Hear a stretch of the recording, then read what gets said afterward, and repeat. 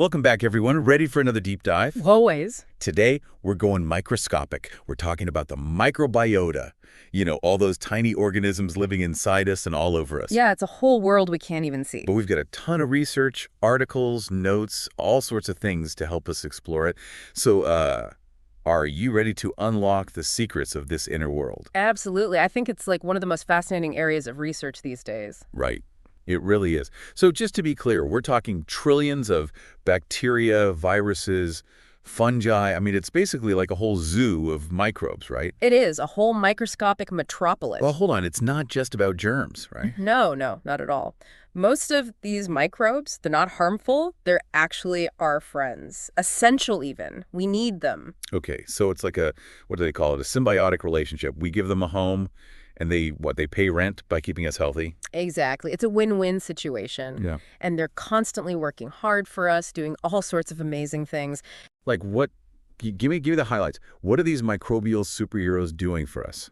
Well, let's start with the gut. That's where most of them live. They're like our personal digestive team. Yeah. They've got these special enzymes that can break down complex carbohydrates like fiber, stuff our bodies can't handle on their own. Ah, fiber. So that's why it's so good for us. Yeah. And when they break it down, they release these things called short-chain fatty acids. Short-chain fatty acids, those sound familiar. Remind me, what are those again? Think of them as rocket fuel for our gut cells. Ah, okay. Keep things running smoothly. Exactly. And the cool thing is they also interact with our immune cells, helping to reduce inflammation. So they're not just digesting food. They're actively helping keep us healthy. Yeah. It's amazing, right? Okay, what else? What else can they do? Well, they're also like tiny vitamin factories. Really? Yeah, they produce essential vitamins like K and some B vitamins, things we need but might not get enough of just from food. Wow. Multi-talented. What else? Oh, and they play a critical role in training our immune system. It's like a boot camp for our immune cells. A boot camp. Wow. So the microbiota is kind of like a drill sergeant for our immune system. Exactly. They teach them how to recognize the bad guys, fight them off, but also to tolerate the good microbes. So a strong, diverse microbiota means a strong immune system. You got it. Wow. Okay. I'm starting to see why this is such a big deal. And here's where things get even more interesting. Have you heard of the gut-brain axis? The gut-brain. Wait, I think I have heard of that. Isn't that like the connection between our gut and our brain? It is. It's like this two-way communication highway, and guess who's right in the middle of it, playing traffic cop? Oh, no way. Our microbiota. Those little guys in your gut can actually influence how you feel. Hold on. So you're telling me what I eat affects not just my gut, but potentially my mental state too? It might sound crazy, but it's true. Your gut bacteria produce neurotransmitters like serotonin and dopamine, the chemicals that regulate mood, sleep, even things like cognition. Okay, I think my mind is officially blown. This is incredible. It is. But like any ecosystem, our microbiota needs balance. What we eat plays a huge role in shaping this inner world. Right. So what's the microbial equivalent of a gourmet meal? What do they love? They love fiber, a fiber-rich diet. Yeah. Plenty of fruits, vegetables, whole grains. It keeps our beneficial bacteria happy and healthy. Makes sense. Now, on the other hand, a diet full of sugar and processed foods, that can throw the whole ecosystem out of whack. Ah, so that's where dysbiosis comes in, the imbalance. Exactly. It's like choosing between, a gourmet meal and fast food for your microbes. Okay, I get it. But it's not just what we eat, right? Didn't we talk about medications too? You're right. Medications, especially antibiotics, can have a big impact. Because they wipe out both good and bad bacteria? Yeah, like using a weed whacker that takes out the flowers along with the weeds. Right. Antibiotics, they're powerful tools, important, but we need to use them carefully only when absolutely necessary. Absolutely. So are there any other, lifestyle things that affect our microbiota? Oh, definitely. Stress, for example, can wreak havoc on those little guys. When we're stressed, our bodies release hormones that can mess with the whole gut environment. So our microbes need their spa day too. They need some zen time. But on the flip side, physical activity. That's like fertilizer for them. Exercise can increase microbial diversity, which is a key sign of a healthy ecosystem. Okay, so it all comes back to that classic advice. Eat your veggies, move your body, and try to keep stress levels down. Yeah. But what happens when, things are already out of balance? What happens when you have dysbiosis? Well, that's where things get really interesting, because we're starting to develop therapies that can actually manipulate the microbiota directly. Whoa, hold on, like directly? Yeah. introducing beneficial bacteria, or even transplanting fecal matter from healthy donors. Fecal transplants. That sounds intense. I know, right? It might sound strange, but it's called FMT, fecal microbiota transplantation. And it's actually showing incredible results for certain conditions. It's like giving your gut a complete makeover. Okay, so I'm hearing this and I'm thinking, are we talking about like a whole new frontier of medicine? Treatments tailored to our unique microbial makeup? Exactly. The future of microbiota research is incredibly exciting. And the more we learn, the better equipped we'll be to take care of our health. This has been an amazing start to our deep dive. So much cool stuff already. But I'm really eager to hear more about this dysbiosis and how we can restore balance. Yeah, we're just getting started. Let's dig a little deeper into this whole dysbiosis thing. Yeah, let's unpack that. We touched on it, but what does it really mean, like, for our gut to be out of balance? Imagine a rainforest, right? And one plant starts to take over. Oh, Throws everything off, the whole system. yeah, I see where you're going with this. That's kind of like dysbiosis. In the gut, things get out of whack. So it's not just about having bad bacteria. It's more about the balance being off. Exactly. And it can look different. You know, it's not just one thing.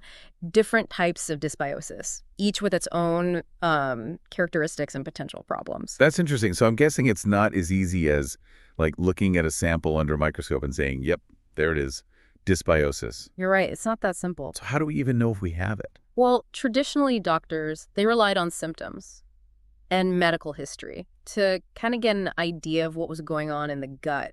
Right. But now, with all the advancements, we've got better tools. Oh, like what? We can analyze the genetic material of the microbes in your gut. Whoa, really? Yeah, gives us a detailed picture of what's living there, the types of bacteria, how many there are. It's like taking a census, a microbial census. So we can actually see who's thriving and who's struggling. Exactly. And by comparing that to what a healthy microbiota should look like, we can pinpoint where things are off. That's so cool. It sounds like we're getting a lot more personalized in how we approach gut health. Absolutely. And that's what makes these microbiota-targeted therapies so exciting. Let's talk more about that. We mentioned fecal transplants, but are there other ways to, like, directly manipulate the microbiota? Lots of possibilities. There are prebiotics, for instance. Prebiotics. Those are like specialized fertilizers for the good bacteria. Ah, okay. So it's not just about adding good bacteria with probiotics, but also feeding the ones we already have. Exactly. And then there are postbiotics. Those are the compounds that the good bacteria produce themselves. Okay, so prebiotics feed them, probiotics add them, and postbiotics are like their byproducts. Yeah. It's a whole system of support. Wow, this is fascinating. So much going on in there. It really is. And that's just the beginning. Researchers are looking into other things like bacteriophages. Bacteria what? Bacteriophages, they're these tiny viruses, and they can kill specific bacteria. They're viruses in our gut. Yeah, but they can be helpful. Imagine like microbial snipers. Taking out the bad guys, but leaving the good ones alone. Oh, wow. Okay, so the future of gut health is going to be personalized and super targeted. Absolutely. And the potential. Huge. Preventing and treating all kinds of conditions. Digestive issues, metabolic disorders, even things like mental health conditions. Okay, I'm totally on board with this microbiota revolution. Yeah.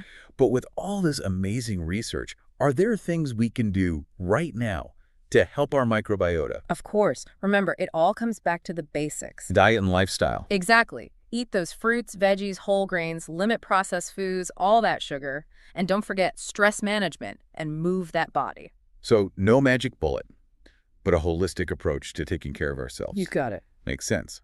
But beyond that, are there other things we can do to help our microbial friends thrive? Well, have you thought about fermented foods? Things like yogurt, kefir, kimchi, sauerkraut. They're packed with good bacteria. So all those tangy fermented things are actually good for us. They are microbial superheroes in disguise. Okay, I'm sold. What else? We talked about fiber, but did you know there are different kinds? Oh, I thought fiber was just fiber.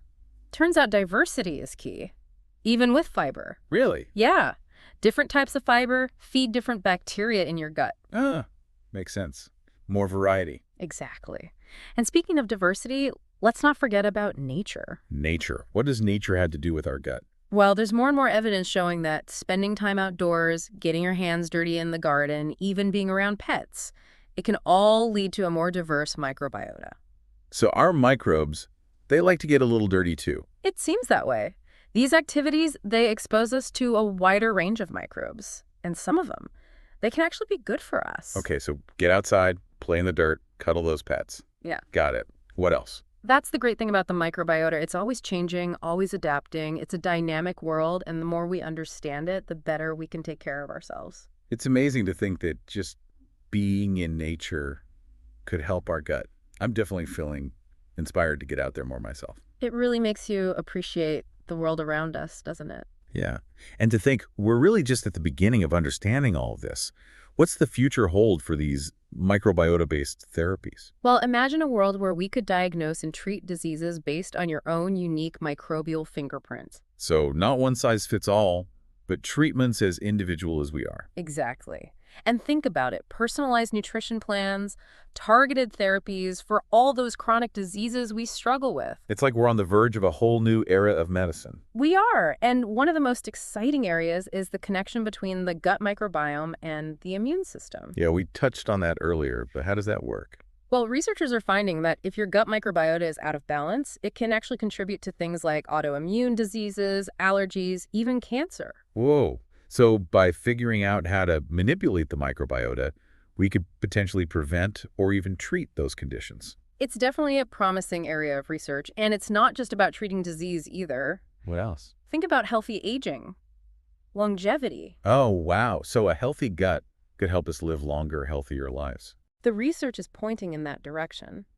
The gut microbiome seems to be involved in so many things: inflammation, oxidative stress, even cognitive function, mood regulation. It's like the gut microbiome is the puppet master of our health. It really is this incredibly powerful, hidden world that we're only just starting to understand. This deep dive has been incredible. We've gone from those tiny digestive helpers to the gut-brain connection and the mind-blowing future of microbiota-based therapies. Is there one big takeaway you want listeners to remember? I think the most important thing to remember is that your gut microbiome isn't just along for the ride. It plays a huge role in your overall health and well-being. It affects everything. So basically, by taking care of our gut microbiome, we're taking care of ourselves. Exactly. And remember, it doesn't have to be complicated. Those simple lifestyle changes, eating lots of fiber, managing stress, getting enough exercise, they all make a difference. It's empowering to think we have so much control over our own inner ecosystem. It really is. And the more we learn, the better we can support this amazing, intricate world inside us. Well said. This has been an incredible journey into the world of the microbiota.